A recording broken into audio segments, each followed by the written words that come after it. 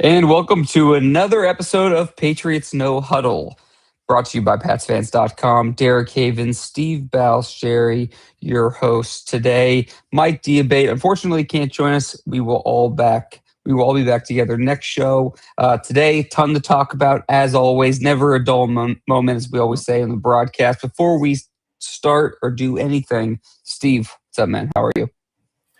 Very good. I mean, look, I think this has been a pretty productive week for them in free agency. We had heard, the rumors that they weren't going to spend money like they did last year. But I think the Patriots, they spend quite a bit. Maybe it's Yep. not as quite as much as last year, but I think that you can look at all the moves they made and the players that they let go, and you could pretty much, I think we'll be all in agreement they're a little bit better than they were at the start of free agency.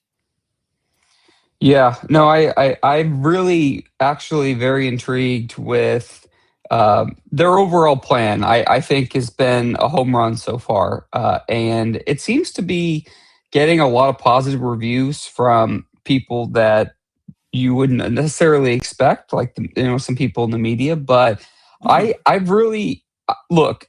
There are some people that are going to be disappointed that there's not that huge mega star signing, but to me, the thing I'm most encouraged about, Steve, so far in this process is that the Patriots did not fall in love with last year's team. It's not that they didn't like the group; it's that they looked at it and said, "This team, we're on the right path, but we need to improve." And even though there were guys that they liked, such as a Jalen Hawkins, I think is a perfect example of this.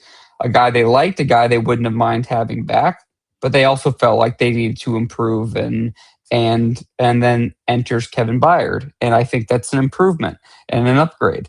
Obviously you can make the age, factor, but I don't want to get into the minutia, Steve. It's really just an example of the overall point, and I think that's my biggest takeaway so far. That's a great point because, like you and I were talking about yesterday, you mentioned this to me. They liked that roster from last year, and they overachieved, but they didn't love it. And that's why, like, of all of their, uh, you know, un, unrestricted free agents, they didn't re-sign any of them, and Mhm. that was a little surprising. We thought they might bring back one or two guys. The only one that I would say is a significant loss in, was Tonga. I mean, look, I think we both agreed that he really came on last year. It was a big surprise. And he's the only guy I think right now that with all the moves that they made, they didn't address the loss of him, and that was a little disappointing. Plus, as you know, and I mean, I've been Anthony Jennings fan since the day they drafted him. I was very sorry to see him go, but he's another guy. I mean, look, they were talking about trading him in training camp. Then at the beginning of the season, at the trade deadline, they held on to him, and he had one of his best seasons last year. But he really didn't fit with Vrabel's system, and they're hoping that Dre'Mont Jones will be able to, take over some of that edge setting responsibility that he provided. Yeah, and I think that Draymond Jones to me is really, I can see the fit. The more I've thought about this player, the more I just think it's exactly a kind of guy that Vrabel wants. In one position, you have just a guy screaming off the edge. They're not shying away from the smaller, explosive pass rushers, but they also want a guy that's going to get physical at the point of attack. And Vrabel said something immediately following the season, which was essentially that they needed to get stronger in the trenches. And I think Caleb Von Chason, speaking of exceeding expectations, had a phenomenal year.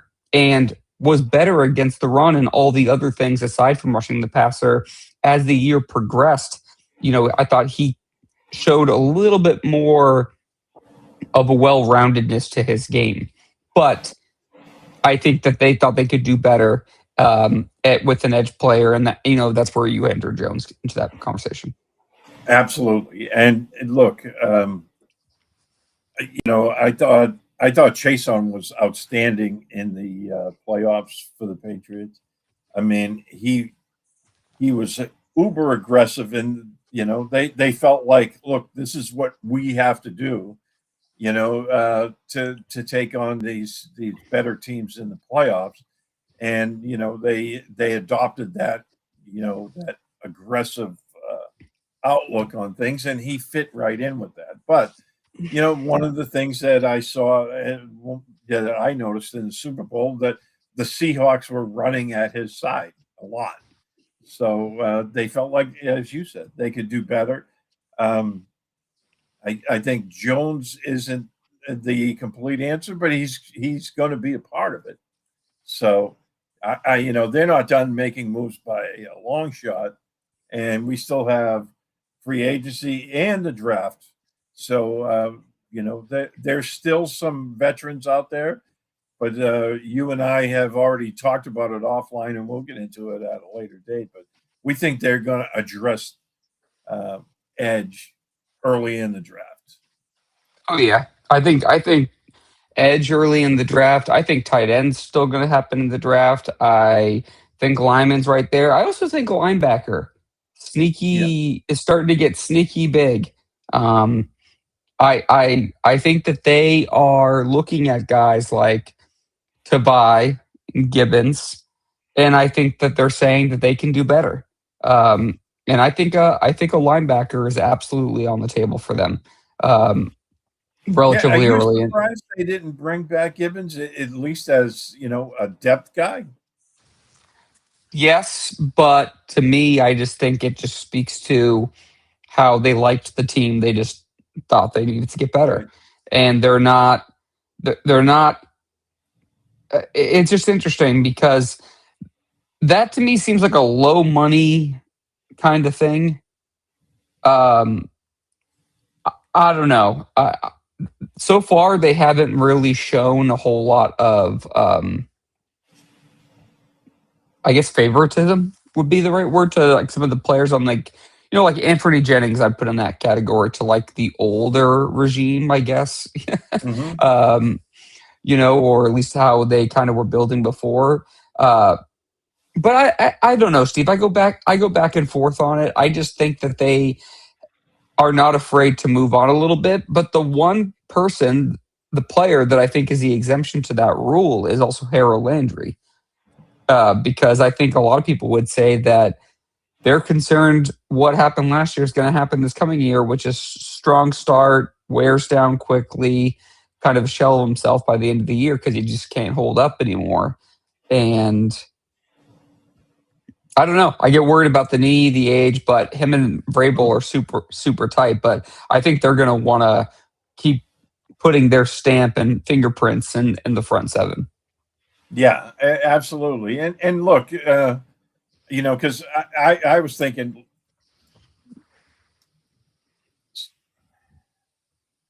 What's wrong? sorry, I disconnected my microphone with my elbow. No I- you problem. know, I think that you know, in regards to Gibbons, I thought, look, 8% of the snaps last year, and I'm thinking, okay, well, even if you think you can do better, you bring him back. I mean, he obviously was a favorite of Rabel's. He's the one that coined the term Dr. Gibby because he always had the answers to all the questions. But again, there's still time. He hasn't signed with anybody, so there's still time to if they want to bring him back. I don't think it'd be a big money deal either. But absolutely, I was kind of hoping they were going to make a play for Devin Lloyd, who I thought would be an outstanding addition to the Vrabel type defense. But obviously you know, they weren't interested and he signed elsewhere. But we'll see how it goes. Oh, I lost Eric there for a second. So when he comes back, we'll jump back into this. But again, I mean, I think they need to uh, make some moves at linebacker, preferably more than one linebacker in the draft. Yeah, I think they absolutely need to address the linebacker position, and it's becoming more and more, um, it's becoming more and more of an issue, the way I see it, because I just don't see the pipeline of anyone that they really feel strongly about moving forward, and I think that I mean, let me ask you a question. I mean, do you do you fully count on Robert Spillane 100% wire to wire next year? Because right now, if something was to happen to Spillane, you are real thin at that position. Right, and that's what I mean, that's where Tavai and Gibbons played key roles last year. I mean, you So know, would you say that I mean, wouldn't you say that you could absolutely make the case right now on March 13th that linebacker's a bigger need than edge? yeah, I mean, you could make that argument. You could make the You know, case. because right now they're really thin at linebacker. I know they signed, Britt, but he's more of a special teams guy. You know, Exactly. um, and nothing against him, but that's how I kind of view him. The same with Lucetta. I don't think he's going to be more of an edge guy. He'll be more of a special teams guy and break glass and time of need, but that's about where he'd be. I mean, look, I mean, all I'm saying is that if you look at, edge between Dre'Mont Jones and Harold Landry and Elijah Ponder, I feel better about maybe those 3 guys than Robert Spillane and Lucetta and Britt, Yeah, so, I'm just saying, do I think that's gonna stay that way? No. Do I think that linebacker I all I'm saying is that I think based on the moves that they've made to this point, I think linebacker is moving up rapidly in the needs department, and they're kind of telling you in some ways with their signings, I think some of the positions that they're gonna be looking at in the draft. yeah, You let absolutely. you let the Darian logo, and he goes to San Francisco. Morgan Moses, future is kind of up in the air, although it looks like he's returning. But there were some whispers, and his age and contract situation we know, so you have to look at that. But tackle still a question mark. How Wilson's going to transition? Will Campbell year 2? And when you were still wondering if there's a contract restructure there, Bradbury's on the way out the door. I still think right now, edge player, linebacker, and offensive lineman right up there. Receiver, we're going to get to shortly. They've addressed some positions, and I'm happy with the positions they've addressed. And I can see the overall vision, and I think they've done a good job in kind of targeting guys and making upgrades and spending money, but not really hitting the panic button. I think that they're walking that a good line right now. They're showing you that they think the roster needs to improve, but they're not just throwing money because they feel desperate. This isn't 2024. Right, and that's such a big thing this year. I mean, look, they um, they made huge strides last year. Um, you can make the argument it was an overachieving year, sure. But now they feel, as Rabel said, they have the foundation, and now they're building on it.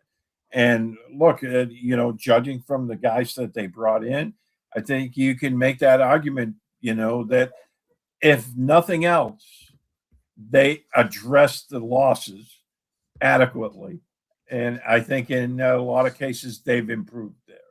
And that's the big thing, right, going forward in 2026. And you know, I think the biggest domino that we've been hearing about for months isn't going to happen. I'm convinced that AJ Brown isn't going to come to New England, just from the simple fact that for Philadelphia to make the deal, they would have to wait until post June 1st. And are the Patriots going to give up multiple picks for 2027 when that draft, I should say, it is supposed to be much better than 2026 draft?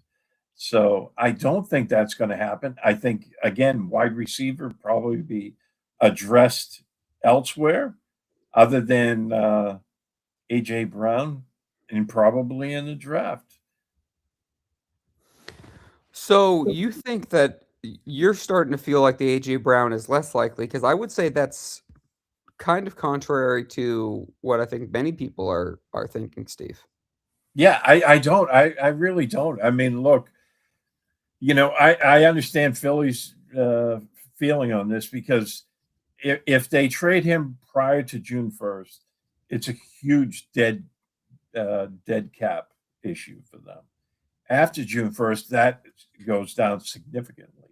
So I understand why they're in no rush to make it happen. But, as you and I talked about yesterday, this 2027 draft is supposed to be, as you said yesterday, you've been reading that it could be as good as that 2011 awesome draft. And, we were Right. going down the list of players. Do the Patriots want to give up multiple picks in a draft like that? I don't know. I think that would be less likely at this point. Well, I mean, every year there's always conversation, Steve, about there's always concern about the current draft class, next year's draft. Next year's draft, a lot of times drafts, the quarterbacks can dictate it. And look, next year, I mean, right now you're talking about, I would say, right around 10 quarterbacks that are in the conversation. I'm saying the conversation for, you know, being top, you know, call it first round picks. Now, ultimately, there's, let the year play out, probably be 4, 5, 6 guys, whatever it is, but still a lot of quarterbacks. There's going to be a lot of movement there. Um, you're talking 2011. This goes back to, by the way, when Albert Breer was on 98.5, and I heard him talking about this the other day and talking about the 2011 loaded class, and we read those top 20 picks, and it's just like Pro Bowler, All Pro, potential Hall of Famer, just littered in that first round. And we'll see what it is, but it does speak to the compensation. Obviously, there's been a ton of conversation, Steve, about the trades, whether AJ Brown, and there's a lot of speculation going on there, what the Eagles are going to do, the teams that have been involved. There's a lot of teams that have pivoted because of the price. The Bills were interested, and then shifted to DJ Moore. The Chiefs were interested and then wanted to focus more on bringing in someone like Kenneth Walker. I do think the Patriots are interested, and it seems like I think there's a better chance he ends up at the Patriots than you do. But I think that the Dobbs move tells me that they were like, in my mind, they feel. I still think that the Patriots want to acquire AJ Brown, but I just think that they're comfortable with the idea that they won't get him at the price that Philadelphia is currently asking, and and they looked at it and said, Dobbs fits what we want to do, what we want to build moving forward. If we get AJ Brown at the price we're kind of aiming for, that's fine. But we're not going to just feel like we have to make this move and lose out on that capital. I think the Dobbs move signals that they are comfortable. And if you look at the receiver depth chart and you talk about Kayshon Boutte and Dobbs and Hollins and Pop Douglas, and Kyle Williams and Efton Chisholm, there's some guys on that list where you can say that there's some roles, some production, and some value there. I do think that they need a player better than Dobbs at the receiver position in order to properly align the talent with the depth chart, in my mind. Plus, you really don't know what Booty's, what their long-term plans are with Booty or with Pop Douglas. I think that they still might aim higher than Dobbs and try to bring in an AJ Brown, but I still think receiver is absolutely on the table. And part of it, Steve, might have something to do with not only what they think about AJ Brown, but what they do with receiver high up in the draft could maybe be dependent on what they think of Kayshon Booty too. Mm-hmm. Yeah, absolutely. And look, the X factor in this is Kyle Williams, right? I mean, you know, he struggled in his rookie year, which isn't, you know, it isn't unheard of in a Josh McDaniels offense with guys in, the first year in the offense. I mean, we've seen that time and again. I think that, Vrabel's comments about Kyle Williams, how he's very excited to see what he can do in year two, tells you that they really like this kid, that they think he's going to be a lot better. And, who knows? I mean, if the light comes on for him and he's very productive in year two, then the offense will be that much better. I mean, he only caught, I think, 10 passes last year. So he's kind of like that X factor in all this. But, I do think that they're probably going to look at a big slot guy in the draft, because I think that Pop Douglas, in the final year of his contract, I think it wouldn't be above the realm of possibility to see if they can replace him moving forward. I think they'll be looking for the way I see it right now is if you can somehow bring in AJ Brown still, uh, and you can bring in some kind of if you do that move and you have Brown, Dobbs, Booty, Pop, and Hollins, I think you're in pretty good position with that room. But I don't know if Brown's going to happen, and I think Hollins is. I think there's absolutely a role for him on the offense at 100%. But would you include him in your top three? No, I would not. And I don't. I think that Pop. I just wonder what their long term plans are. I think that a slot guy makes a lot of sense. I could see a big slot, Steve. I could see them going both directions. I could see the big slot kind of player. I could also see more of a traditional slot, kind of get open quick, cover guy, whether that's a Zachariah Branch, whether that's a Casey Concepcion, I could see them adding a different type of player, a Pop Douglas esque type player. I'm just not sure if that's the guy they envision moving forward. And really, that's to be determined. But you can absolutely see what Romeo Dobbs has done to this point in his career, the correlation and the transition to what he could bring and do with Josh McDaniels and Drake May in this Patriots offense. Absolutely. So, with that being said, do you want to go through the list of guys they brought in? We'll talk about each one briefly, and Yeah, do we'll it. break down how we think they're going to fit. Let's do it. All You want to right. start? Well, yeah, I guess we should start, you know, um, with Kevin Byard, because I think both of us are pretty high on that signing. Yeah, I mean Kevin Byard to me, look, I see this as a really good fit. You're talking about a player that's been in the league for 10 years, played every single game, was he 164 games or something like that? Very durable, made the Pro Bowl multiple times, has had a tremendous amount of interceptions. Nobody's had more picks at his position since entering the league. He is so durable, good locker room guy, good relationship with Vrabel. I think he complements what Woodson brings to the table as well. Now you have an ascending second year safety next to a veteran that I think can be an upgrade over Hawkins in the short term. I understand that I thought Hawkins would have been great to have back. His value around the league wasn't as high as I think he and many people were expecting. I thought there was a chance the Patriots would bring him back and bring in another safety. I thought there was a chance that Hawkins could return even when Byard was signed. He then went to Baltimore, with and I still think safety is an absolute need for this team, whether they bring in a veteran or they do look at somebody in the draft there too, Steve. What are your thoughts on Kevin Byard?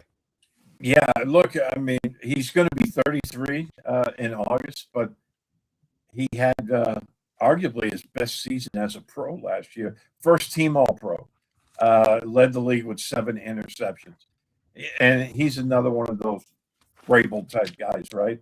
Uh, he spent time with Vrabel in Tennessee with the Titans, so they have that connection. I think him and Craig Woodson will be a very very nice uh, combination. And look, um, Devin McCourty played till he was 35, so I mean. The age isn't really a big thing for me, especially since he's coming off, first team All Pro season.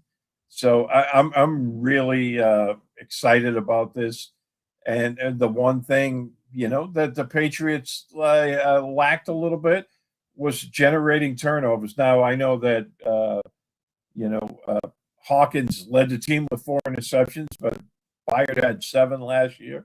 So hopefully that will increase a little bit more for the team this coming season. But I really like this. He's got a ton of leadership.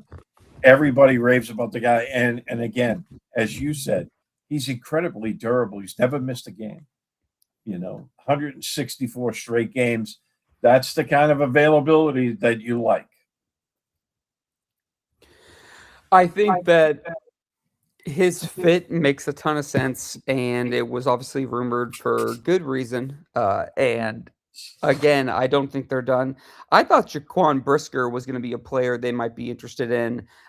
Free agent for Chicago, signed with the Pittsburgh Steelers, coming out of Penn State, really interesting player. Kind of, uh, I'm not comparing the player 100%, but kind of the style of player. Uh, is that in that Jabril Peppers mold where you can have him kind of in the box and be that physical presence and also can be a playmaker. Hasn't really put it together all the way, but I was kind of intrigued with what he could bring to the table outside of Chicago, but unfortunately that didn't happen. I was kind of personally rooting for that one, but I do think that safety could be absolutely in the spot, but it depends on what they think of Craig Woodson, and I think that they think very highly of him coming off last year, and why wouldn't you? I mean, it looks like you got a good starting caliber player in early day three. Yeah, absolutely. And look, he ended up um, playing, I think, the most snaps of anybody on defense last year. And for a Yeah, rookie to come in and be able to do that and play at such a high level, I thought he got better and better as the season went on. And that's the kind of uh, that's the kind of impact you love to see with the rookie. So I really like that. I, where they put those two guys together. And look, and I agree with you. I think when it comes to the safety position, there's a couple of guys that I think would be really neat um, at drafting, because I think your two starters are right there. But if you could bring in a third guy, and we talked about this in the past, a guy like Imanawari, you bring in a guy like that in the draft, and you use him kind of in that uh, you know dime linebacker type move. I think right. that's a pretty interesting scenario. So we'll see. But yeah, I do think they're going to bring in another safety. I think they can, and they probably want to do better than Del Pettis. Nothing against Pettis, but you know, it is what it is. So we talked about Dobbs a bit. We talked about Bayard. We talked about Gilliam the other day, still high on that pick. You kind of shared some thoughts on Britt and Lucetta. I didn't really have a whole lot to add there. A little talked about a little bit about Jones. Have you changed your stance at all on Dre'Mont Jones, or are you still kind of like fine signing, but really not a needle mover? Yeah, I think so. I mean, look, obviously they liked what they saw with him. They gave him a good contract. 3 years, what 39 million. Um, the first 2 years of that are fully guaranteed. So they liked what they saw with this guy. I don't think he's a dynamic pass rusher, um, but at the same time, he's that bigger guy that maybe they feel like, look, we can replace some of what we lost with Anthony Jennings on the edge with him, while at the same time, we'll replace a little bit of what we lost with Chase on the edge, coming after the quarterback. So I don't think they're done. Again, we talked about that. So I think it's a good signing. I didn't think it was a great one, but they paid him pretty good money. So obviously they like this guy, and we'll just have to wait and see how it all plays out. Now, Harold Landry's knee is going to bear watching through the spring. Hopefully, they can get him back. They've added Jones, and the guy that we both like uh, is Thomas out of Oklahoma coming in the draft. I think if they add a guy like that, now this edge group would really be set up nicely. Yep. Yeah, and I could see them. I could see them going edge pretty high. Whether that's someone in the first round or maybe someone in the second round, like a Malachi Lawrence, who we both are kind of intrigued with at UCF. So, um, Elijah Vera-Tucker, Steve, we have talked about him briefly. Still worth mentioning, he was in the building the other day. Met Drake May was there. Um, Talked about uh, his excitement joining the team. Obviously, a ton of incentives or bonuses in his. There's a lot of money to be earned in his contract, Steve. There are some guarantees there, but they protected themselves for injury concern. Mhm. But no doubt about the player's skill when he's available. Anything on Vera-Tucker that you felt like you want to add? Well, again, with him, I mean, it's never been about ability; it's just availability. And when he was healthy in 2024, he was the top 10 guard in the league, according to PFF, right? And he had the fourth lowest pressure rate allowed, pass protection. So, when this guy is healthy, he's really, really good. And I think, he's an obvious positive addition. Look, they lost. Um, well, they didn't lose. They traded Garrett Bradbury, right? They're moving Jared Wilson to his natural position at center. So I think that's a good move for the team. And they've protected themselves by re-signing Ben Brown, who's a very good backup at center and at guard. So you know they're well protected there. But in regards to Tucker, I mean, if he can stay healthy, I think he's a slam dunk, you know, uh, big addition to this offensive line. And I think it's going to be good putting him between Will Campbell and Wilson at center on the left side. And your right side is still there. I think that, as we talked about, they'll address a swing tackle or a future right tackle in the draft coming up. But I like this move. I do. I think he's a big addition to this offensive line, and I think he's going to be just fine. It was funny. Mike Mike Garafolo was on a radio station in Philadelphia earlier today, and he quoted and said, "We'll see if how we can we'll see if how we can get something done by the end of the day. Uh, so there is a lot of AJ Brown still scuttlebutt going on as we're sitting here talking. There is still plenty of discussion over that. Until that move falls, there's going to be a couple other pieces that are log jammed there. And, as we're talking about the draft and some of these players, and the draft is still a big part of it, I'm just wondering ultimately what he's moved for. And um, I'd be curious to see what they'd be willing to give up for him, because it does seem more and more like there's fewer and fewer options for the Eagles to go with him.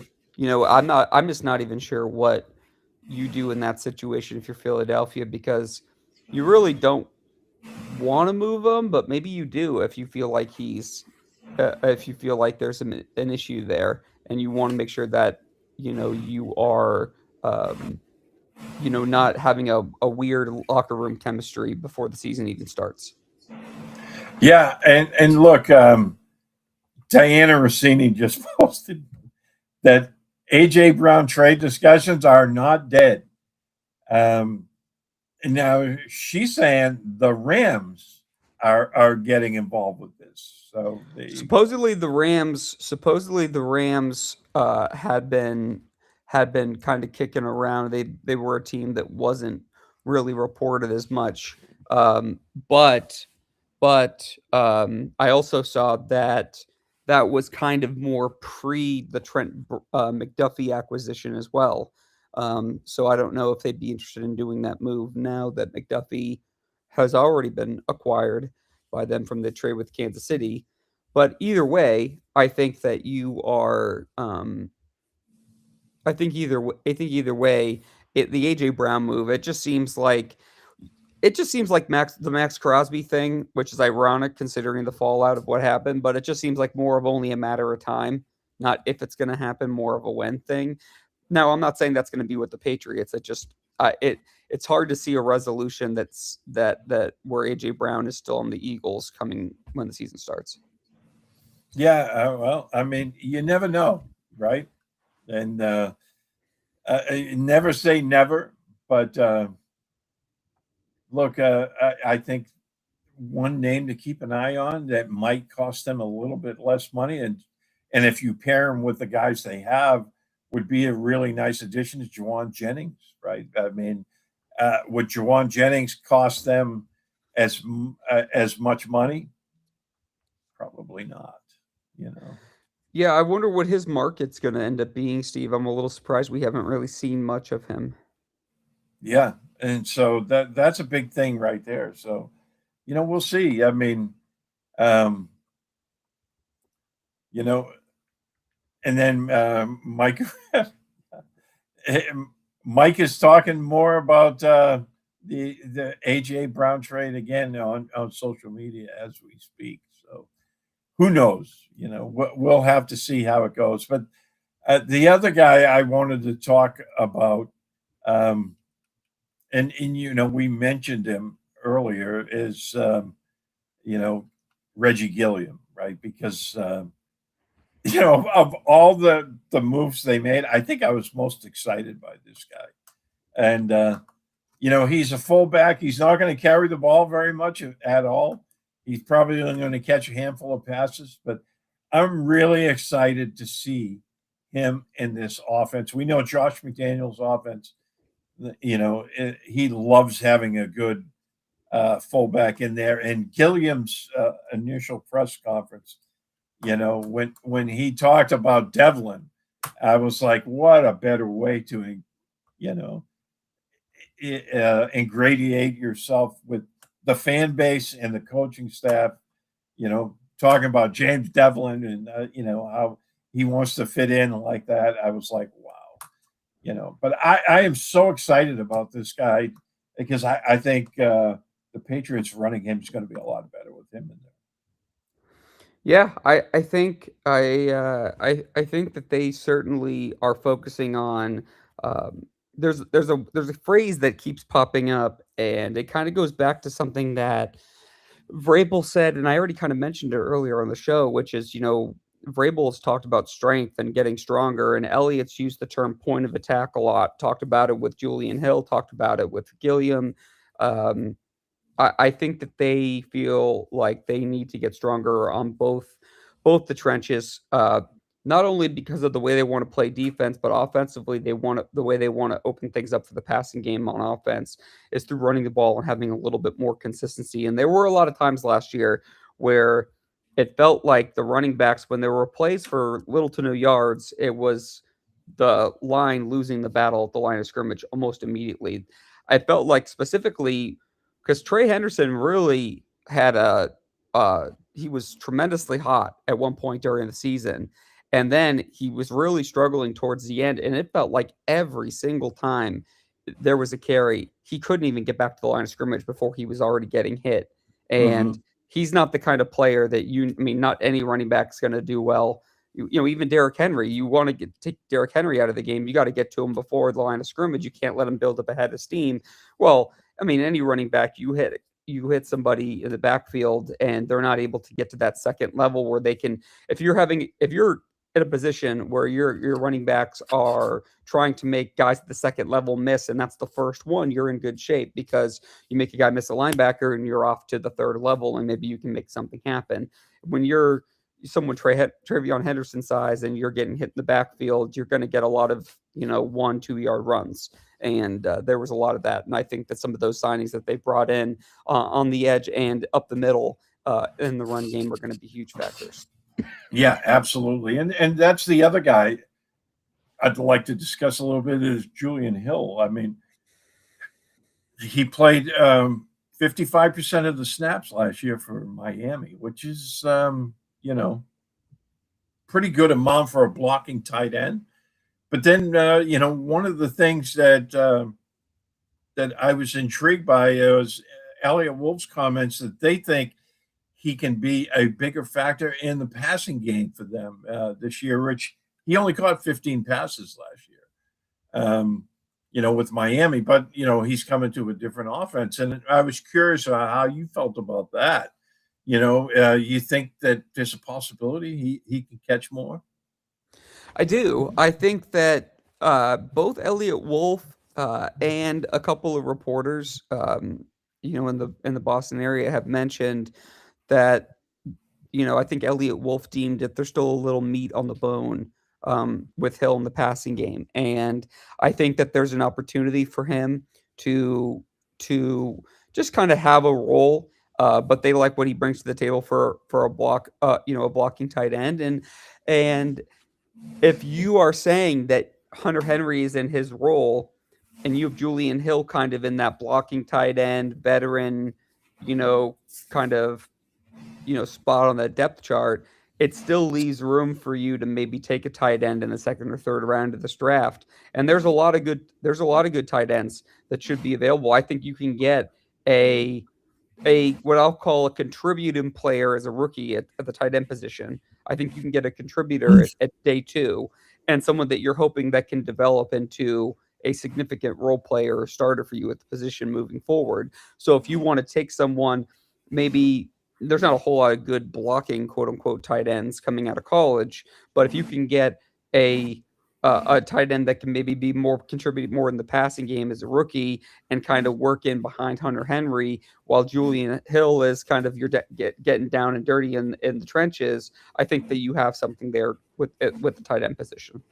Yeah, I think that's a great point. And there are some really intriguing tight end possibilities, right? I mean, guys in the passing game that maybe they're not their traditional Y, type tight ends, the end line guys who are big blockers, but there's some guys who can really stretch the field offensively at tight end coming up in the draft. And, we're going to talk about them more and more as we get closer to our draft podcast. But I like all those guys. Now, at running back, I mean, they brought in Gilliam.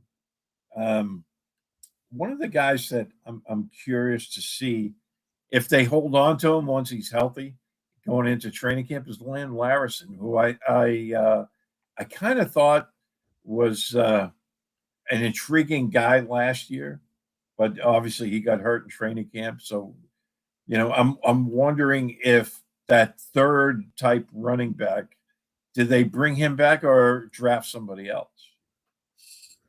Yeah, I mean, I think that there's always those kind of interesting names, especially with a guy like Larison, who was so intriguing as a prospect that you want to see what happens in year two. It's funny, I've noticed a theme with um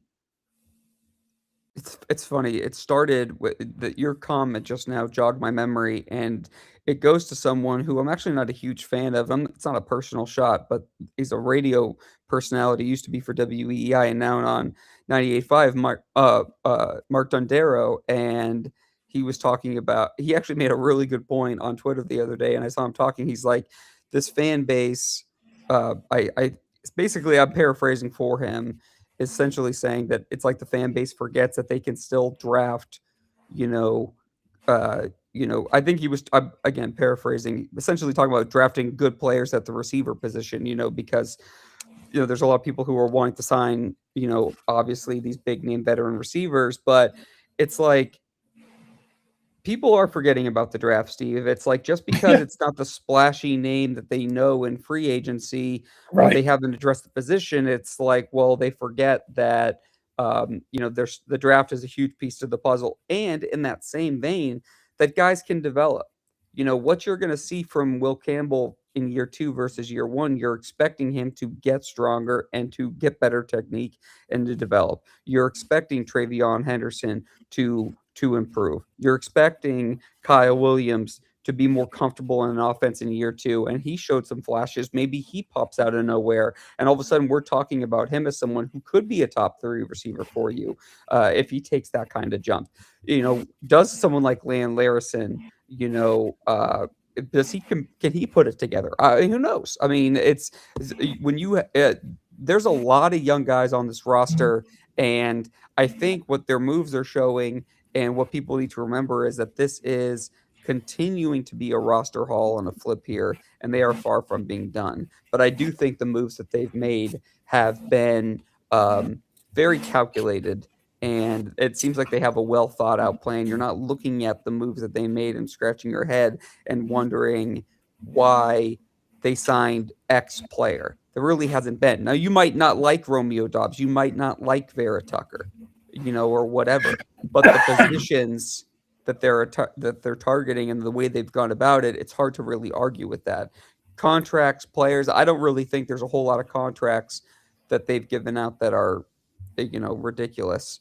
So to me, it's it's really more about the way they're attacking positions and the way they're going out about the business. It doesn't feel panic Steve.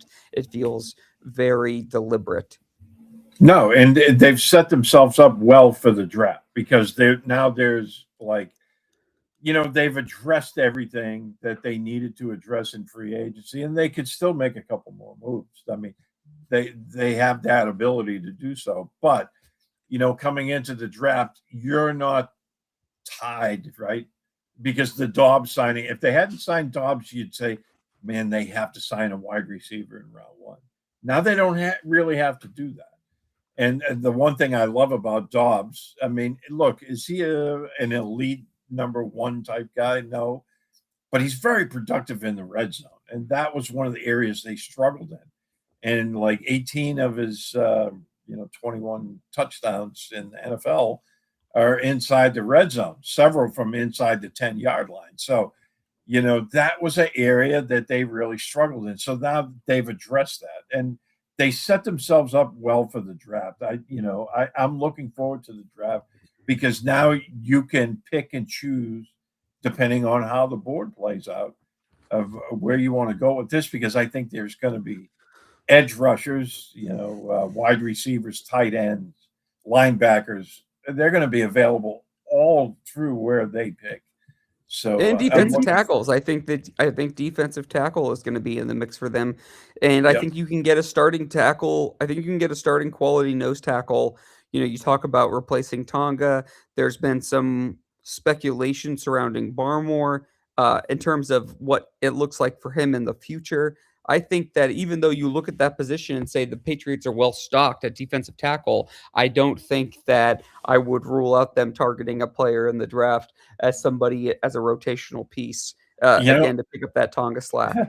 it's funny you mentioned that Barmore, because all of a sudden today I was seeing all kinds of rumors regarding Barmore and whether or not they might try to move him. But as of 4 p.m., and now we're recording this on Friday. And it's about 1 p.m. Eastern for the sake Yeah, of on conversation. March 3rd, Friday the 13th, right? So about 1 p.m. But if in 3 hours, if Barmore is on the Patriots roster, his $12 million contract is fully guaranteed for 2026. So there you And I do think that if Barmore's still on the roster by the end of by 4 o'clock, um, if he's still in the roster by 4 o'clock, I think he stays for the year. I would be questioning him about next year. I know the legal stuff went away, and I know that uh, you know, to some, it's a little bit. It'd be a surprise if they moved on from him, but I think that there's I don't know this personally, but when you read tea leaves and you hear whispers about continuously about the team questioning, maturity and the contract situation and what his value is around the league compared to what he's getting paid, he seems like someone that I would not be surprised. Put it this way, if there's a surprising trade that comes up randomly, I would not be surprised if Christian Barmore's name was included in that. That would go. not now if they I don't think they're gonna flat out release him. I'm not saying that, but I do think that Christian Barmore, it wouldn't shock me by the time we're done recording this podcast if something happens today, just given the money that's due and the guarantees, but it certainly would surprise me if we're having this conversation again next offseason. Yeah. Well, anyway, Steve, we've covered a ton, a lot of really interesting moves, and there's still plenty to talk about. But we are recording the show now. We wanted to cap a show off for this week. We have Mike, who was so tied up with his writing. We haven't been able to get him in, but he'll be back for our next show. We're planning on doing a show early next week. And Steve, after this next show, we need to start cranking out some draft shows. Go Yeah. through some prospects. It's about that time we start getting into the nitty gritty. So, for the draft heads that are listening, we'll still do our normal show where we're talking about moves and rumors and league news and all that stuff. We'll still do that next show, but we're going to start breaking down some prospects here soon. So, Steve and I will continue that conversation offline, and be sure to check it out. Check out our Twitter handles and PatsFans.com and follow along to in the future, to see in the next couple of weeks as we start breaking down the positions and the prospects coming out for the 2026 NFL draft. Steve, any final thoughts before we take off for the day? No, I think they did a really good job overall in free agency thus far, and it's not over yet. I mean, No. The frenzy part of it is over when everyone's like rushing, to pick up people here and there. But look, another name to keep an eye on for an edge guy, Kayvon Thibodeau from the Giants. Yep. He's he a potential draft, not a draft, a potential trade candidate. And if they were looking to pick up another edge guy, I know there's several in the draft, but he's a name I keep seeing pop up that he's available. So Yep. we'll see what happens. But He would be a very intriguing name to add, and be a very good addition for them. I'm very happy you brought that up because I absolutely think it's worth mentioning. So I do think the trade market is absolutely on the table for the Patriots. My final thought is kind of similar to something that you just mentioned and really what we've already discussed. I really like the way that they've approached this offseason so far. They've made some good calculated moves in free agency.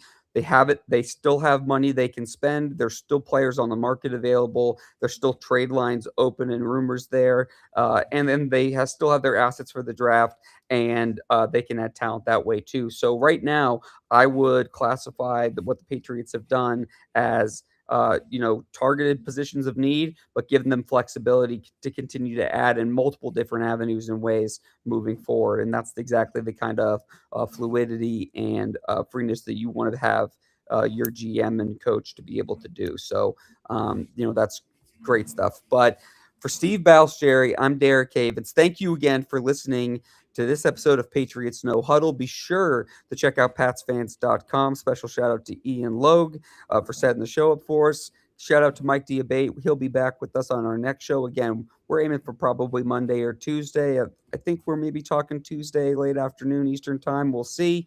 So keep an eye out for that. We'll dive into all the news.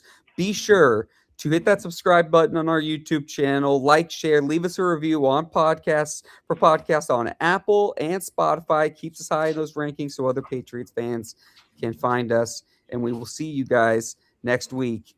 Thanks for joining us.